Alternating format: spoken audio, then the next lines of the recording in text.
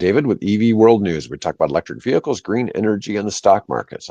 I'm back today with our chief engineer, or resident engineer, I should say, Mike Herzog. We don't need a chief You know engineer. what? I'll take whatever title you give me. Like that's, just make it a good one. Add some. Chief engineer sounds more like you're running the boilers down, I know that that's like keeping us running, right? the old Wilhelm kind of Keep thing. the train running or keep the Yeah. ship going. Good. No, we're back. I'm glad to be back. It's we made it through our cold spell, so that's good. It's warming up, at least around here on the horizon. Yeah, my dogs will be happy to spend more time outside now. It's not. I don't like it when there's a dash in front of the temperature. It just, it was cold. It's been cold the past couple I still can't get over all the snow they've had in Louisiana and Texas. I mean, Houston had like 4 inches of snow, didn't they? I'm thinking somewhere in Louisiana they got like 8 inches of snow. Yeah, not just a dusting. I mean, it's I was joking with a guy this morning. We're notably low on snowfall for the year, and now it's parts of Louisiana, most of Texas, parts of Florida. All of them have more snow than us for this winter, it's bizarre. Well, we had that one time we were told we were going to get like 1.5 foot of snow a couple of months ago, and it completely missed us. Got nothing. And everywhere around Omaha has just been blasted with snow except us. Yeah, it's really bizarre how we just, I'm thankful for the Oma Dome is what they call it. There's a Oma Dome that just keeps all the snow away. It just pushes north and south. Yeah, true. Yeah, it is kind of strange, but it's just hard to fathom that some place like New Orleans had 8 inches of snow. The year that big Southeast Asian tsunami, I think it might have been 2003. It was right around Christmas time, 2003. I think it was like 2005. I think they just had their 20-year anniversary of it. Well, I was at sea when it happened. I was on a Carnival cruise ship, and we were in the Gulf of Mexico, so we weren't on that side of the world. When that event happened, the ship suddenly went like this. Really? Yeah, and I remember because where I was at, there was a liquor store like a floor above where I was at in the ship, and all of the bottles fell over and broke, and this wave of liquor kept pouring out from the floor above, and but they were still all in the liquor store, but all the liquid was flowing out underneath the door and coming out. But that was a pretty big thing. But when we arrived in New Orleans, which was where the cruise ship originated and finished, we had snow on the deck. And it was the first time they'd had, because it was Christmas, and I think we offloaded on the day after Christmas. Okay, but we were at sea on Christmas Day, and so this was like the following day, because I think that event happened on Christmas of that particular year. Anyways, we had snow all over the deck, and it was the first time they'd had snow at Christmas in New Orleans in like 100 years. Yeah. I mean, it was just a freak snowstorm, but it wasn't even an inch of snow. Okay, and if we got 8 inches of snow here, we'd even be. They'd close everything down. That shuts you down for a day. Even in Omaha, it takes a day to clear it out and get ready. Yeah, that would shut us down. But anyways, so I want to talk about something that's very interesting. So in the last 10 years, the median range of EVs has tripled. Or more than tripled. So in 2014, the average range for an EV was only 84 miles. That's a big difference. That number for 2024 had jumped to an average of 283 miles. Crazy. Yeah, that's a big jump from 84 to 283. Now, one of the things, the article I saw said it was pulled down by the Nissan Leaf, because the old Leafs had a range of like 60 miles or something like that. And even now, the regular standard range Leaf is about 150, and then they have a Leaf Plus, which is like 240. Okay, Leafs are still notably low. I know people that drive older ones, 5 to 10 years old, somewhere in that space, and it's like a daily charge. I mean, it is. You have to figure out, you have to plan your routes, because they started low, and that long into their life, there's not a lot of capacity left. I mean, it's notable, but it's like So I teach courses on EVs and kind of the history and stuff, and that's purposeful. Right around that time frame, the U.S. government, Department of Energy, Department of Transportation pumped tons of money into battery research and EV research and all of that, and this is the result of it. I mean, that's coming through. I mean, Tesla got a bunch of that. Other manufacturers got a bunch of it, but it's all batteries. We said if we're going to make this work, we need to make a better battery, and that's we're seeing the result of it today. Well, you think about it. At the same time, the cost of batteries has gone down like 90%, something like that. So in that same time as the range has gone up, the cost of the battery cells has come down even faster. Oh, it's crazy. I can't imagine if we were still limited to 80 miles an hour that we wouldn't be talking today. If that's the all 80-mile range, just would not be practical. Well, it's one of the things you see these arguments all the time where people are saying, well, EVs are only good as a city car. And it's like, well, only if you buy one of the ones that has less than 100-mile range. Yeah. And even like I've talked about before, my friend with the BMW i3 that's going cross country when it only has an 80-mile range, and he's made that work going from charging station to charging station. Don't even know how he finds charging stations in some of these places. I think he might be doing level 1 charging in some cases. I mean, I really don't know what he's doing, but now we were showing the growth of EV charging in the last 10 years on yesterday's show. And man, it was really lighting up. It was incredible how much EV infrastructure has grown in 10 years, how far along, even in Nebraska. Not just 10 years, the past 3 or 4 years. I mean, it's insane how much is out there. For some consulting work, I may have to travel to somewhere in South Dakota. I was looking to see if there was chargers nearby, and that town doesn't. The particular town doesn't have anything. Show up in small town South Dakota. That's another one. In EV courses I teach, I used to, be able to show a map of the United States and like, here's the charger network, and it was kind of fun because you could point along like, here's I-80, here's I-29. You can kind of follow where the interstates are a little bit. Now I can't show a map of the United States because it's too dense. Covered in them. Yeah, but let's see. The last year, the number jumped to 283-mile average with models like the Lucid Air, Rivian R1T, and Tesla Model S reaching maximum ranges of 400 to 500 miles. I mean, you've got the Lucid Air hitting 500 miles, and you've got even the R1T, the Rivian truck, is a range of like 440 miles. That's insane. And you're really stretching out there. EV battery tech has come a long way. I hear people say, well, we really need 1,000-mile battery. The problem is, as you get up to those bigger batteries, if you stop at a charger, you can charge a lot longer. It's forever, and I know people jump all over it, and there's some marathoners out there who can drive all day, but even 300 miles, 350 miles, I mean, that's hours and hours of driving. That's 6, 7, 8 hours of driving. I mean, you want to take a break. Yeah, I want to stop. I want to stretch my legs. I want to get out of the car and do that anyway. So I'm with you. I mean, it's 1,000. That's great, but you're going to have to go to the bathroom. You're going to want to stop and get a pop. You're going to want to get some peanuts or a road snack or something. Like that's really, really far to drive before you, as a person, are going to have to stop or want to stop or stop concentrating on driving for half an hour anyway. All these people are convinced there's no charging stations anywhere because they don't see them. And I saw Bill posted an article about this from the UK, was saying like if you're driving down the highway and you see at an exit, it'll say like there's gas, there's camping, there's food, stuff like that. They need to show that there's EV charging. Yeah.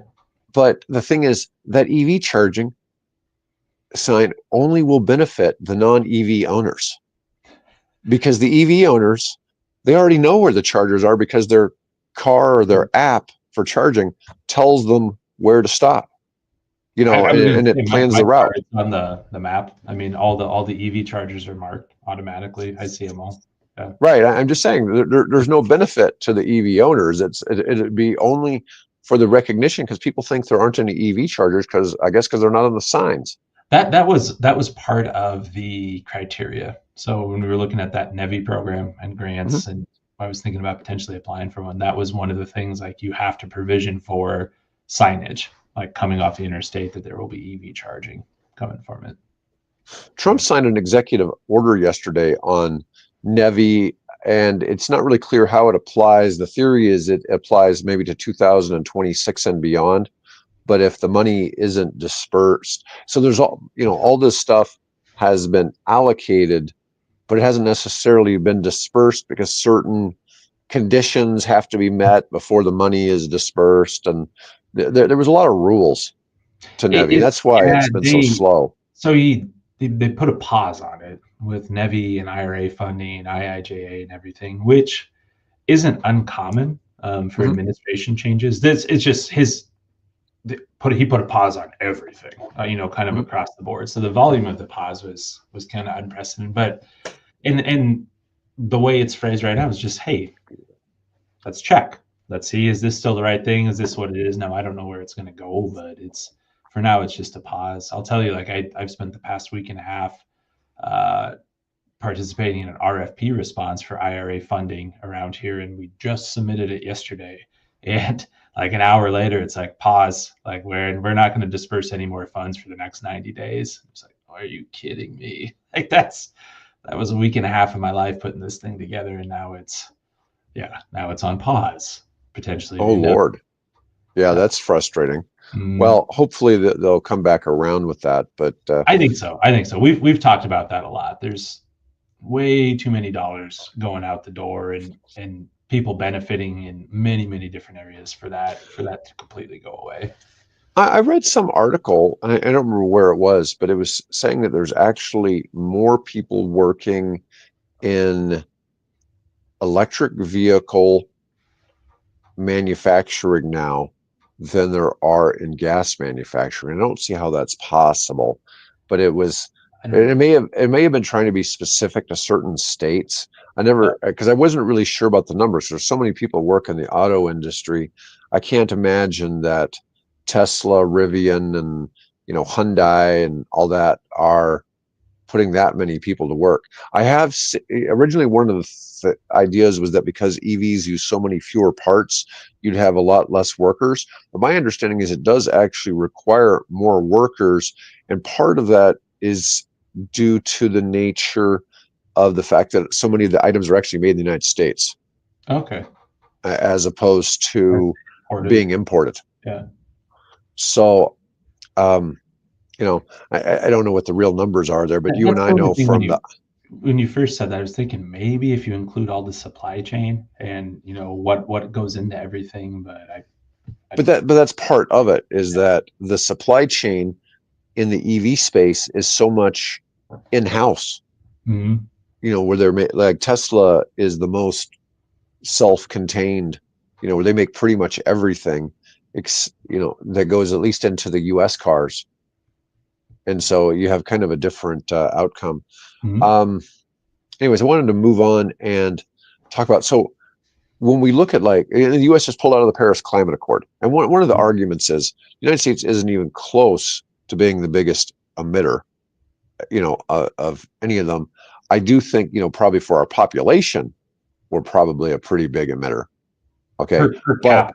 Yeah, per capita, but we're nowhere near where China and India are. Well, China's argument is, hey, we make all your stuff. Mm-hmm. So you're simply offshoring, pollution and all that to us. Okay. Now, China is known as being the biggest polluter on the planet. It could be everything from trash, coal plants, they're the largest manufacturing, gas cars. They have the most gas cars, but they also are second or one of the, they're like at 50% of new car sales are EVs now. Yeah. Oh, it's crazy. They're making the transition in a hurry. Mm-hmm. Their cities are polluted, nasty. People see it. It doesn't even make sense to them to buy a gas car over there and change. But the other thing that most people don't realize is China is also the leader in implementation of solar and wind. when it comes to green projects, they love hydroelectric, they love solar, they love wind, and they're trying hard. But even with all that, they still have to keep adding coal-fired plants because they're modernizing still in a hurry. They're not, for the population, they're 5 times the size of the United States. They're still not as modernized as the United States in it's everything. I mean, they have. I was looking at the city count. It's just insanely large cities, and cities I've never even heard of. And they're in the top 10 largest cities in the world, kind of thing. Like, huh? Like that's. But then you like, I don't know, geographically, huge swaths of the country. I mean, are rural, not modernized. They didn't have the Rural Electrification Act where it's we're going to bring power to everybody. We're going to do all of those. I mean, huge portions of it are still just very, not modern. They did not modernize them at all. They haven't made that effort until now. Well, it makes a lot of sense in those situations to do that with solar and wind, right? Yeah. So they can have local power for their grid, and even, even if they have, outages part of the day. Mm-hmm. So nothing. Yeah. Our editor Yogi, where he lives in India, they typically do not have power 2 to 3 hours a day. Mm-hmm. So there's a few hours each day where it's just normal. Yeah. And it's like, that wouldn't be acceptable to us by any stretch, right? No. I mean, we used to see that a lot at the utility. You'd have people used to living in middle of dense urban area, and they'd go buy an acreage out in the country, and the lights would go out and they would blink and squirrels would get into things, and just, it was out there. And so, well, why does this happen? Because you're out in the middle of nowhere. Like, it's just more exposure, more instances, more chances for stuff to hit the poles and fall on the lines and do all of that. It made it really tough. Yeah, I'm just one person, but I do grid planning, or did grid planning for a long time. And if I had to do it over again, I would not design the grid the way it is today. I mean, I think you'd rely on a lot more of those regional and local power sources and kind of keep them self-contained. Now that we've reached that place with wind and solar and storage. All right. Well, in your position as a grid engineer, you're going to appreciate some of these numbers. So China's installed capacity of wind and solar went up 14.6% last year. They now surpass 33,348 gigawatts. Wow. And solar saw the biggest leap with a 45% increase. Plus they added 277 gigawatts, achieving 887 gigawatts overall of solar. Wind saw solid growth, climbing 18%. Some of these numbers don't really make sense, and maybe they're talking about something different here, but it says they're at 521 gigawatts of wind. In 2020, President Xi Jinping set a goal of at least 1,200 gigawatts of solar and wind capacity by 2030. They met the target last year, 6 years ahead of schedule. Wow. Hydropower rose to nearly 436 gigawatts, which now they also have nuclear, but it's only 61 gigawatts. Tiny. It's just tiny compared to all this other stuff. So just for people listening, is a rough frame of reference. We live in the Midwest in Omaha. For fun, let's say we're right around 1 million people, metro area, just for a round number. Our total demand on the hottest day of the year, everybody's ACs are running, data centers are running, is about 3. We're about 3 gigawatts total.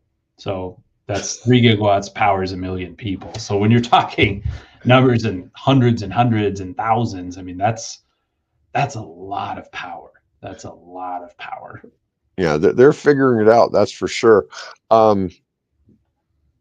So on the generation side, China, which is the world's largest electricity producer. Now, this is, of course, the whole year. This is in terawatt hours. 9,418 terawatt hours of electricity in 2024, a 4.6% increase compared to the year before. Now, I don't know if they're going to, oh, they do come down to talking about this. So, about coal, and I'll get to this. Thermal power was up 1.5%. Hydropower and wind both grew 11%. Solar, 28% boost. Electricity consumption grew 6.8%, though. China is far ahead of everyone else with renewable energy installation, but coal still plays a big role in the country's energy mix. There are signs it may be starting to kick its coal habit. Coal power permits dropped by 83% in 2024 compared to 2023. And no new coal-based steelmaking projects were approved during that time. Wow. China may reach peak fossil fuel consumption in 2025. They originally had estimated it to be 2030. Holy cow. Oh, this is interesting. So China is the number one polluter. The number two polluter is the United States. Let's see. And supposedly Trump's going to halt wind project permitting and leasing. So that might be another specific one. I know he had identified offshore projects, and lot of back and forth on that. And it goes back to one. I don't necessarily agree with that. With the energy challenges we have, but I believe everything that's already permitted and approved and ready to go can continue and move forward. It's new projects, and it's semantics, I know, and maybe it leads to it being canceled, but it's pause. All of these things, it's just new administration, hit pause. That is not a crazy uncommon thing to happen, at this point for a lot of these areas. Like, what the heck is going on? Like, let me get my people in place. Let me figure out what the heck is going on. Is this still the right thing to do? Do we still want to look at it? It's just, there's been so many, everybody's going like, whoa, you can't shut down the government, Right. But we'll see. Yeah, we'll see. I mean, they have this ambitious goal of cutting $2 trillion out of the budget, in the next 4 years. And that's not going to be easy to do, because once everybody's got funding for something, nobody wants to lose their funding, right? Give those dollars back. No. So, I mean, I don't know really what you do. Used to be, GE used to have this thing where they wanted to get rid of the bottom 10% of all the employees each year.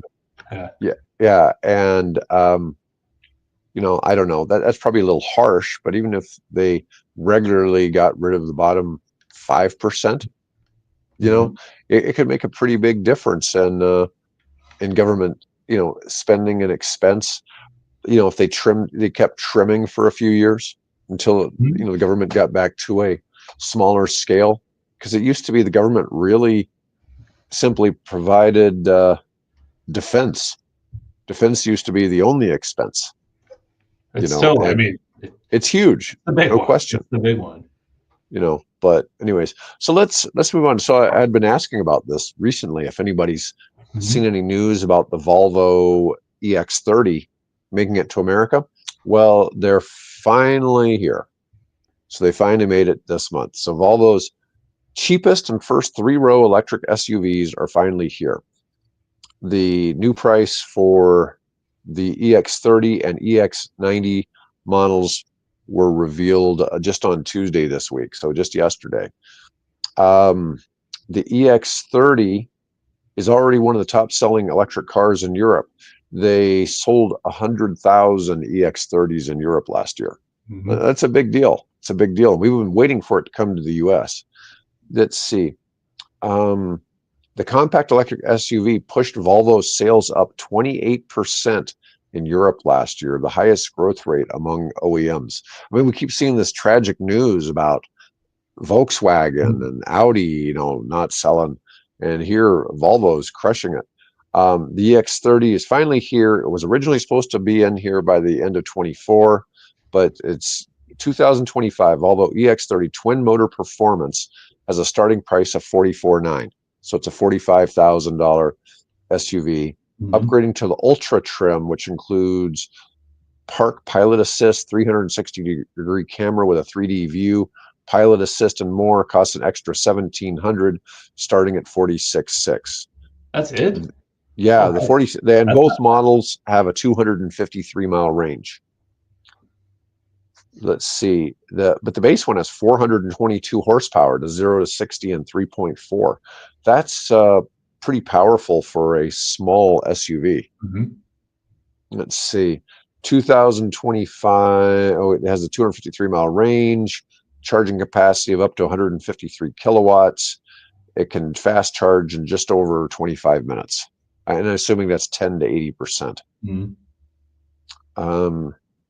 Let's see. Now that price is a little more than I think what we were thinking it was originally going to hit. Before it was mid-30s. We were thinking mid-30s, right? Yeah, so it's coming in really about $10,000 more than what they're selling it for over in Europe.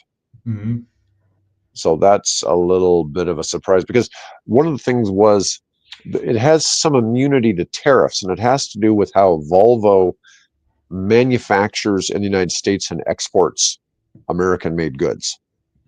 And because of that, even though technically Volvo cars are part of Geely Automotive, which is a Chinese company, and it's really a Chinese EV, okay? But it's one that, because of Volvo's unique relationship with how they manufacture, is somehow able to avoid the tariffs.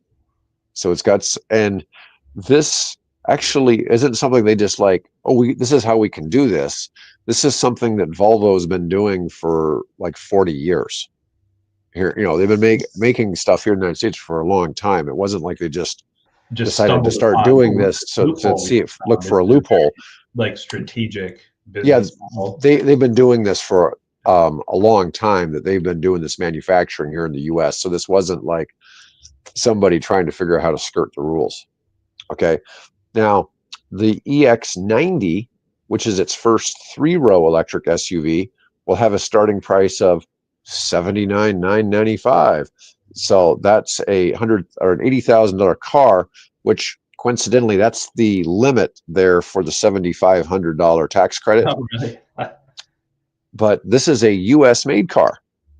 Okay. So the EX90 is made in South Carolina.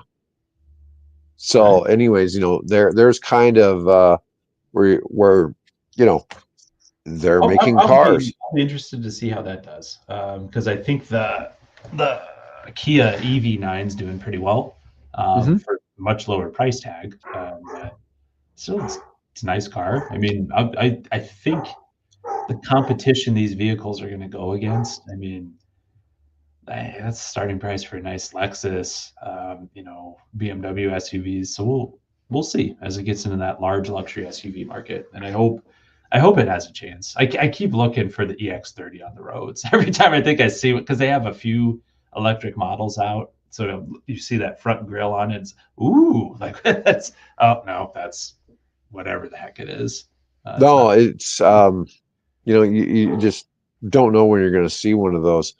So the CEO of Volvo Cars, Jim Rowan, says Volvo's electric SUV features its signature Scandinavian design and advanced new tech.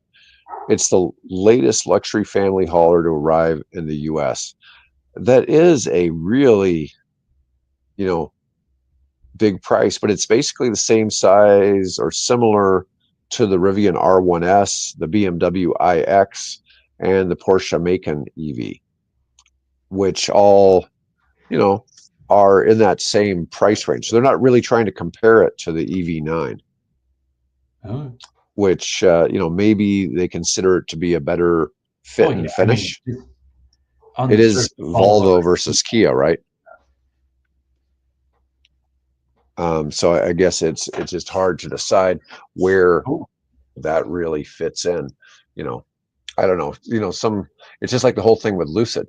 Lucid doesn't, they're trying to compete with the German automakers and stuff like that for, luxury cars. They're not really even trying to compete with, EVs. Or you get somebody like BYD. Says BYD's not trying to target other EV makers. They're trying to target Toyota. Yeah. And I've actually seen complaints that BYDs don't really seem that great. They seem just like a Toyota. Ding, ding, ding, ding, ding. Yeah, it's like, well, that explains a lot. That's the quality level they're looking at. You just said that. Yeah. Yeah, I shouldn't say quality level because Toyotas have a reputation for lasting a long time. The issue here is the fit and finish, of the car, and that's what BYD is targeting. Yeah, I mean, what do you want for $15,000 or $10,000 in China? Yeah, it's going to be a car. Yeah, so we'll talk a little bit today again about electric aviation. Now, we've covered some of these before. This specific aircraft we have looked at a little bit before because this is a Chinese-made electric plane here, a four-seater. Nice looking. I mean, you wouldn't, if you didn't know that it was an electric aircraft from us telling you, you wouldn't realize that it was anything other than a gas-powered aircraft, right? I mean, there's not something there that's just obvious. It even has an air intake, right? The cars, we don't have that. But the article I'm looking at is called "Electric Airplanes for Undeveloped Countries." And what's interesting about this, the Liaoning General Aviation Academy's RX-4E electric plane is designed for taking off on dirt roads. Okay. It's designed to operate not necessarily from airstrips, but from dirt roads in undeveloped countries. And it's supposed to be a super, it can take off and land in really small places. Okay. So it doesn't need like a long runway or anything like that. And you would think when you think battery, everybody wants to think super heavy, but apparently they're a fairly light aircraft. Okay. It's the size of a Cessna 182, but with a 45-foot wingspan. So it's a little longer, a 90-minute endurance, range of 160 miles, cruise speed of about 120. Not amazing, but it's designed to serve places that don't have good road networks.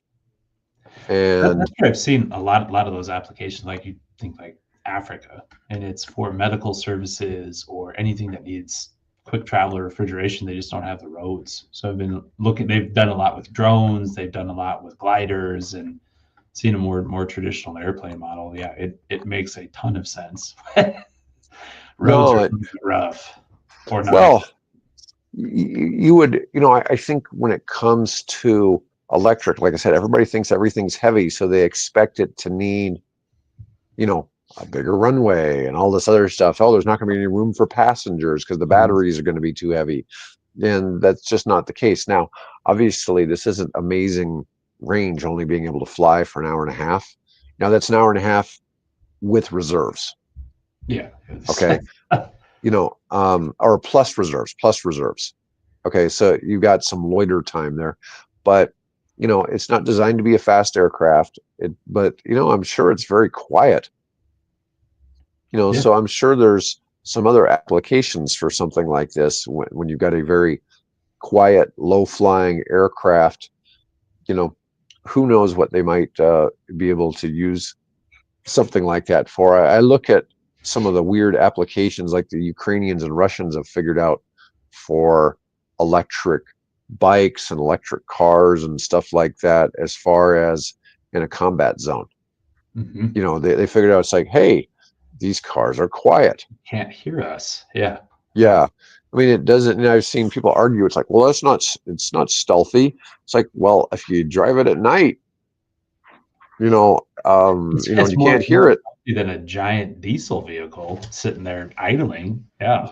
Yeah. It could be bright orange if you're driving it at night. It's still going to be pretty stealthy if it's, electric. But I'm just saying, it's a little bit of a different look. And it's interesting to see that. I had something funny I want to talk about today. I had this article, Apple halts AI news summaries due to errors. And this is pretty funny. So they were releasing some AI news headlines, and some of these are really funny. Let me see. Their AI accidentally reported on New York Times that the Prime Minister of Israel, Benjamin Netanyahu, had been arrested. which, there's this thing with this Well, the international criminal court, court, yeah, there's a warrant out for his arrest. but he hasn't actually been arrested. There was another one that said that Luigi Mangione, who shot the United Healthcare CEO, had shot himself. And that wasn't true either. And the funny one was they were talking about Rafael Nadal, one of the most famous tennis players, or greatest tennis players of all time, said he came out as gay. I don't know where this came out, because that didn't happen. That there was nothing related to anything like that. And it was just something that the AI just decided to throw out there. It's like, well, this sounded like a good story, and it actually got published as news. And I just thought, man, that's some wild stuff. If you're doing much with AI, make sure it's not taking your data or your story and just making some stuff up to throw in there to sound good. I could see like the Netanyahu one, like, especially like, if you're pulling from a lot of sources and collating and this and that, and like, okay, that could be like that specific phrase was never uttered, but bits and pieces of those phrases appeared in every article. So it's okay. I can figure that out. But I don't know. I've been using this one AI program called Notebook LM. Have you used it yet? Mm-mm. So it's free from Google, and in it you can create, and the reason it's called Notebook, or Notebook Language Model for Notebook LM. You can take videos, PDFs, websites. It'll pull from your Google Drive, and you can feed it all into this. Now, it says it does not use any of your private information for training its AI language model. Okay, I don't know if that's really true or not, but that's what they claim. Okay, that's in their privacy policy. They're not going to take your private stuff and make it available to the world. But what it'll do is it'll summarize your stuff, but it'll also create a podcast on the topic, and it'll have 2 AI people that sound really good, like it's a live podcast, and they'll be talking excitedly about the topic, and energetically. They actually have emotion, and they'll really get into some topic. I had somebody send me an 80-page PDF a couple days ago to do. I just dropped it in there, made a notebook of it, had it pop me out. It turned out the audio ended up being 30 minutes, but it allowed me to play it at double speed. Yeah. So I was able to listen to it, because it would have taken me an hour or more to have read the thing, and it did an amazing thing. And it actually was really it was very entertaining the way it was. It kept my attention, and I thought that's amazing. No, the kicker would be, could you train it to like learn your voice on there? So it's just all that. I'm not going to. So they don't have that capability, but we figured out how to export it and change it up. Yeah. So I don't, so you just never know. I know on this channel, in some of my videos, now we've been doing the show for 1.5 years, and we've released at least one video every day at Hold'em, whether it's been one of these or a shorter form video, something like that. We do have some videos that it's me talking and I'm not on there at all. And those are entirely AI. Wow. So there's no like I'll say or occasionally. Yeah. There's none of that. It's really smooth.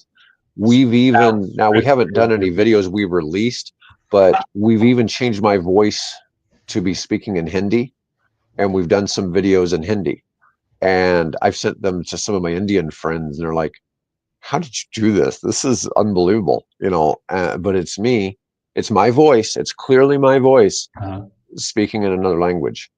And, when the AI does it, it doesn't use any fillers. So it just talks. And it's generally, though, it has no emotion. That's the only thing that doesn't show any emotion. In this Notebook LM, their people speak some emotion. And it's really funny because I've listened to several audios that have been made by it, and always say, we're going to take a deep dive into why Honda is making electric cars fun. or Yeah, you yeah. know, it'll actually say stuff like that, and the guy will say something. There's a guy and a girl. And the guy will say, "Have you heard what Honda's doing?"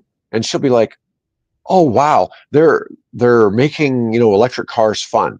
And You it's know, it's or, not and it's not corny. Like I still have early '90s computer voices going in my head. Welcome no, to it's it's really good. actual. I It doesn't shared it sound. with somebody on a project I'm working on, and they're like, "How did you do this? Are these real people, or is this?" And I go, "No, it's entirely AI." And they were like floored. They're like, "This is so good." And everybody's that hasn't seen it before is just blown away, because it's really hard to fathom that technology has come this far along. But that AI program is free right now. Okay, so it's not It's one you called have to Look dump LM on $20 a month Google. into like all the others, Yeah. but it's worth exploring. Oh yeah, our next topic is Honda is making sure its electric performance cars will still bring you joy. So, anyways, but I could have just dumped this article, and it would spit me back out a little podcast. It might only be like 2 or 3 minutes, but it would give me this as an audio. So the advantage would be of what I was talking about was, say you had a real specific topic you wanted to learn about, and you searched it on Google, and you found like 5 or 6 articles and a couple of videos. You dump them all into the notebook and just let it spit out what's pertinent. Yeah. Oh, 100%. That's amazing. Yeah, Great way totally, to learn. totally. Great way to learn. So Honda is looking for ways to electrify its lineup while still keeping the unique driving characteristics the Japanese company is known for, especially for performance vehicles like a Honda Civic Type R, cars that need to feel a certain way and be fun above all else. And we talked about the Prologue. The problem with the Honda Prologue is it's really a GM vehicle, and somehow something's coming to an end with that soon. Oh, really? Yeah, Huh. so it was a very short-term deal because the Prologue is built on the Ultium platform for GM. Uh-huh. And so the Prologue's really a GM vehicle, but Honda's selling the crap out of it. They're doing awesome. I Yeah. like the way it looks. It looks like it's performing great in sales, and I think the actual vehicle performance is pretty good. I don't know if they're making money. Yeah. That's one of the things, because GM supposedly it hasn't quite figured out yet how to make money with EVs. Same with Ford, which is hard to fathom because there's so many companies really have. Mm-hmm. But we'll see where that is. Battery and motor have different characteristics. We can't come up with something exactly the same as before. As an EV, how can we provide the joy of driving? We haven't given up, of course, but it's not just about power. It's about the sound, vibration, acceleration, and the human experience. These are the joys of driving. Now, when we had Marco Soriano on here about his motorcycles, Mm-hmm. he was saying the same thing. If you're going to buy one of his motorcycles for $100,000, you want it to be an exciting experience. And he actually has a 4-speed transmission. Mm-hmm. And the motorcycles makes noise, so they're not quiet, because for motorcycles, this is a safety issue. Yeah. You may Okay. not be able to appreciate that neighbor that has the Harley when he's out running his Harley in the driveway, but from a safety perspective, you don't see Harley riders getting hit by cars as much because they make noise and people Wow. notice them. Yeah, they're there. I Yeah, mean, and that's like the piped-in noise, backup noise on all EVs. It's so it's. I mean, that's for pedestrians. It's kind of the opposite, so you don't get hit. But I can see that for a motorcycle, it's awareness. Like, what the yeah. hell is where is this person? Where are they coming up? I mean, they're very easy to lose in a blind spot. They're very No, easy. that's a problem. I get nervous when I'm driving and there's a motorcycle near me. I can hear them, but often I can't figure out where they're at because they're not in my rearview mirrors. They're beside me somewhere, but Mm-hmm. they're in a blind spot. So I Yep. can't go changing lanes. And I'm sitting there trying to figure out where the hell the motorcycle is because I don't want to hit them. Yeah. Totally. And Real. but with a Harley, with that noise, you really know it. So it's a big issue with motorcycles, but here with cars, like you were talking about, it's a danger to pedestrians because pedestrians don't hear the car coming. And I'll tell you, in parking lots, sometimes whether it's an EV or a plug-in hybrid, Mm-hmm. they don't make any sound. And when they're driving around, they do make a noise when they back up, Yep. but not when they're driving forward. It's on the driver not to, whack you, but if you walk right out in front of it, That's not great. But anyways, the O series cars or 0 series cars, a large sedan and a midsize crossover, are the first two in a series of 7 planned EVs. They're supposed to be built on this platform for the Civic. Right now, there's no word on performance variants for any of these cars that would fit into the same category as the current Civic Type R. As it stands right now, the dual electric motors can put out up to 480 horsepower. That certainly is fun. That's by far more power than any current Honda makes. The most powerful car the automaker currently sells is a 315 horsepower CTR. Of course, there are a few ICE-powered Type S Acuras that can produce 355 horsepower, but that's a far cry from 480. That's a big jump. The ZDX Type S, which is on the Ultium platform, makes 499 horsepower for reference. I mean, it's just such a big difference of what EVs make horsepower-wise. I mean, the thing is, it's cheap horsepower. I mean, it doesn't cost much to make a better electric motor like it does a gas motor. Anyways, it's interesting to see what they're trying to do here and really trying to factor in, about, fun and stuff like that. Anyways, Mike, that's all we got for today. It's good stuff. It's a lot good show, folks. We appreciate you watching in. And Mike will be back with me Wednesday next week. I'll be back with Bill tomorrow. And then on Tuesday, if you heard us saying, I have the head of the Department of Energy Loan Program, Jigger Shaw, coming on Tuesday next week. So that'll be a big deal. He's very popular on social media. On LinkedIn alone, he has 750,000 followers. Mm-hmm. So that'll be good to have on here. Anyways, everybody have a great day, and I'll see some of y'all tomorrow.